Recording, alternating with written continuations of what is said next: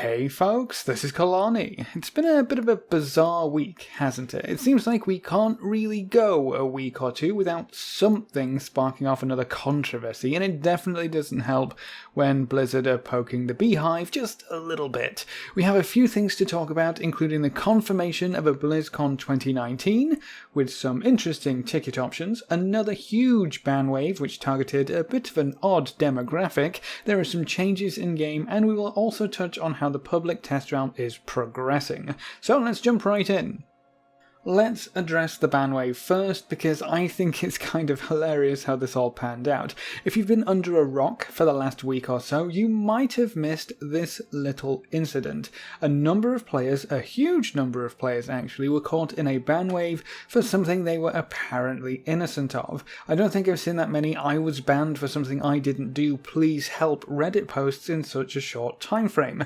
I think some of the ban notices said it was related to botting of some sort, but it eventually became clear that a lot of the bans were for using model editing software. I know a lot of people were using this for seemingly innocent purposes, and things like T-Morph have been around for quite a long time and have been used quite extensively in some expansions. Some high-profile streamers were even using T-Morph back in the day, actively showing off how it works, what it can do, and how you can get your hands on it. T-Morph was broken during the Legion expansion, but other programs cropped up to fill in the gap. All of this was going on and Blizzard did nothing about it, and they continued to do nothing about it for many years. I guess that's part of the reason why this ban wave came as a surprise to so many people. But even if you use this kind of thing for something as simple as changing your appearance to a night elf when you're actually playing a human, the way in which you achieve that end result has potential for a lot of misuse. Now, these programs aren't add-ons, and they aren't authorized third-party products at all. Using them is quite strictly against the terms of service, but in a really simplified nutshell, they allowed you to change the model appearance of anything you want to anything you want, even to a model that is sourced outside of the game. If you wanted to, you could turn your wolf pet into a Hello Kitty model or a Nyan Cat model. You could turn your character into any other model of your choosing. You could change how transmog is applied, create new transmog for yourself, and pretty much anything you could think of relating to models and editing them.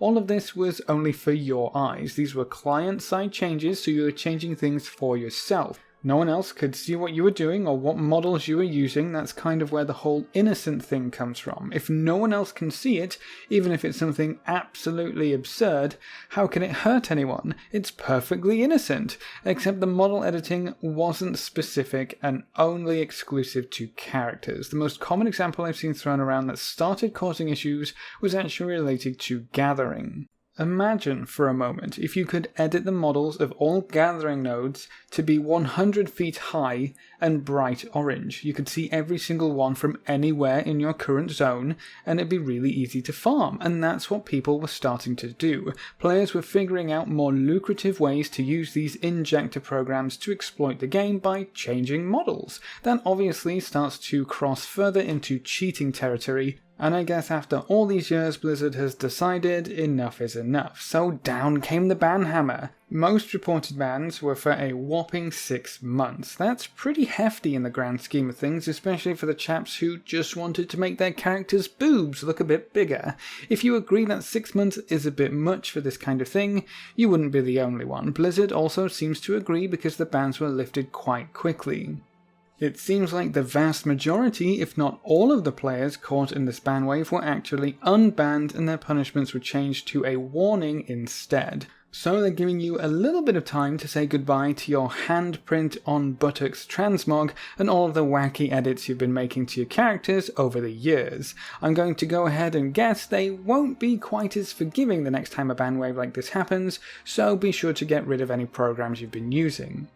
But part of me can't help but wonder why they decided to take action right now. Did they get tired of the silly big boobs bouncing everywhere that they couldn't see, or the exploit is getting too common too quickly? Or perhaps Blizzard is planning on introducing something else that might allow us to play around with some quirky new features in-house, instead of resorting to the illegal third-party programs. It's probably way too much to hope for, but with the years and years worth of gear becoming even more outdated and looking quite terrible in some cases, wouldn't it be cool if we had something similar to the Overwatch workshop? But in World of Warcraft instead, create our own transmog or tidy up some of the older models so they actually look decent on our current character models, create weapons, kit out our favourite mounts in custom armour. There's a whole bunch of crazy cosmetic shenanigans you could get up to if we were allowed, which is probably why it will never happen, but I was honestly very surprised when the workshop was announced for Overwatch. They let you bend so many different rules to recreate the entire game how you see fit. Dogfighting bastions, teleporting to whoever you just killed, even versions of infection. World of Warcraft has always been one of the more open MMOs, allowing you to create add-ons to augment the player experience, so maybe a workshop is just a natural evolution of that openness. Let's not forget everything that started back with StarCraft 2 and Warcraft 3 online with the map editors too. As much as I would love to see what people would come up with, I kind of doubt we would ever see something like that in World of Warcraft, which might actually be a good thing. If this is what people come up with when they can edit their own models, that's a yikes right there. Maybe we don't want that kind of freedom after all, especially if other people will end up seeing it. So that's pretty much what happened with the band stuff, but what's all the hubbub about BlizzCon 2019? Well, until this week, we didn't even know if BlizzCon was going to happen this year. It wouldn't be the first year without a BlizzCon, but with no super major announcement last year, you would think they would have plenty in store for us this time around. With that being said, last year did cause quite a ruckus, or at least the Diablo announcement caused quite a ruckus. I would say the rest of BlizzCon was decent, some good info here and there, a nice glimpse of what's to come, nothing groundbreaking for sure, and the mobile game Diablo fiasco overshadowed any hype that was being generated, but it wasn't the most lackluster BlizzCon we've ever had. So yeah, BlizzCon 2019 is happening. It's currently slated for November 1st and 2nd. I would expect something to come out of the Diablo team relating to Diablo 4, maybe some more info on where the other games are going, and a strong possibility that will be introduced to the next World of Warcraft expansion. We might not get much more than a little tease, but they usually announce an expansion every 2 years, so we might find out where we're headed after the battle for Azeroth concludes. At the very least, we'll know how BFA ends and how many patches we'll have before the next expansion rolls around, even if we don't find out what that expansion is. But I really hope we get an expansion announcement, because that usually means another cinematic, and Blizzard cinematics are always the best. So what's the problem? BlizzCon 2019 sounds like a lot of fun. Well, the first issue is that it's going to be more expensive than before. Last year, a ticket to BlizzCon would set you back $200. This year, that same pass will cost $230. Not too much of an increase, though any increase at all is obviously going to hurt your wallet at least a little bit. But last year, there was just that one $200 ticket. You didn't have any other options unless you were going to the dinner thing. This year, there's a new BlizzCon Portal Pass, which will be on sale alongside the other tickets, but this one costs quite a bit more. A Portal Pass will set you back $550. That's an ouchie. For that price hike, it better be worth it, right? Well, the Portal Pass will give you access to a special Portal Pass lounge, which has its own private concessions, and you have a chance to meet Blizzard employees and esports figures. You also get preferred parking, so you don't have to circle around and around to find a decent spot. There's a separate registration process, separate security lines, and early entry to the convention on Friday and Saturday.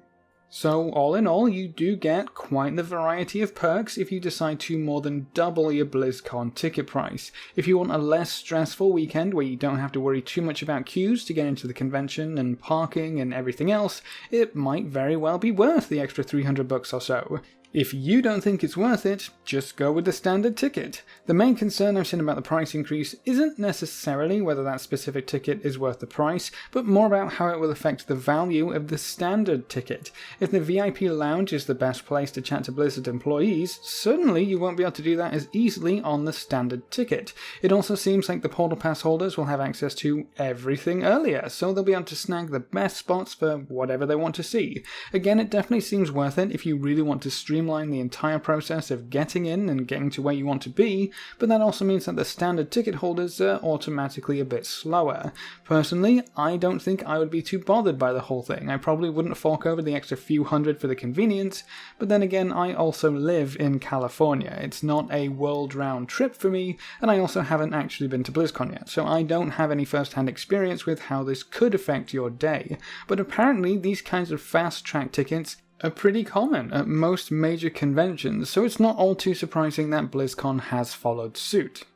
All tickets will go on sale at the same time, and they're going to be available on Saturday, May 4th and Wednesday, May 8th. So bookmark those dates if you're wanting to try and get your hands on some BlizzCon tickets. There's a new process for acquiring the tickets as well. You can chill out in a waiting room 30 minutes before the tickets become available, and apparently there's some form of lottery to decide who gets through. So it's not quite as simple as first come, first serve, but that also means that if you pop into the waiting room just 1 minute before the tickets become available, you should have the same chance as someone who's been camping there for the full 30 minutes. This should make sure the entire ticket process is actually smooth, and you shouldn't have to spam your refresh key every 23 milliseconds to try and get your hands on the elusive tickets. I feel like this year's BlizzCon is going to be a good one. It might be the year I actually get off my butt and go see what all the hype is about.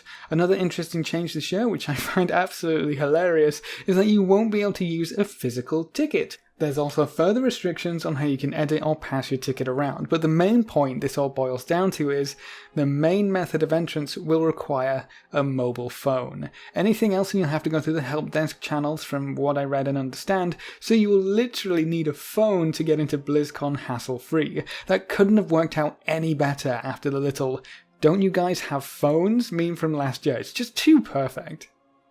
Now, as for what's been happening in-game, live servers don't have too much to be excited about right now. Mythic Crucible is still chugging along, and Second Boss is still alive as of this recording, but he did just get a little round of nerfs. The item level of most world content, like world quests and emissaries, was just bumped up a little bit, so that's kind of cool. If you've been restricted by the cap on world quest item level rewards, you should be able to take your gear up a notch before the next patch rolls around. Speaking of patches, how's the public test realm coming along?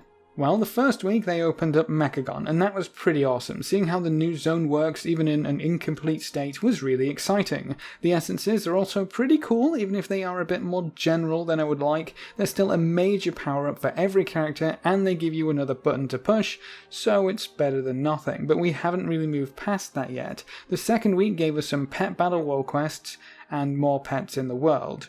So we're still waiting on some more content to hit PTR servers. I'm hoping something fun will happen either today or sometime this week. The PTR was actually down for the entire weekend, so we were hoping for something big when it came back up, but no, we're left hanging. I'm still a bit worried that the slower the PTR progresses, the later this patch will release, and the longer we wait for the patch, the less excited people will be.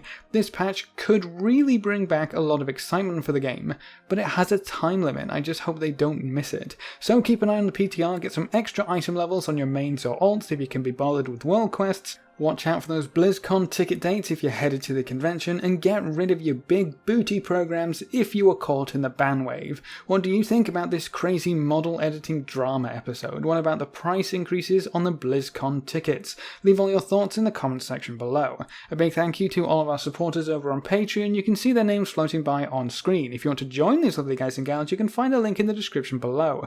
Remember to leave a like just below the video before you leave, and if you want to see more, make sure to subscribe. But apart from that, thanks for watching, folks. Good luck and have fun, and as always, I will see you next time.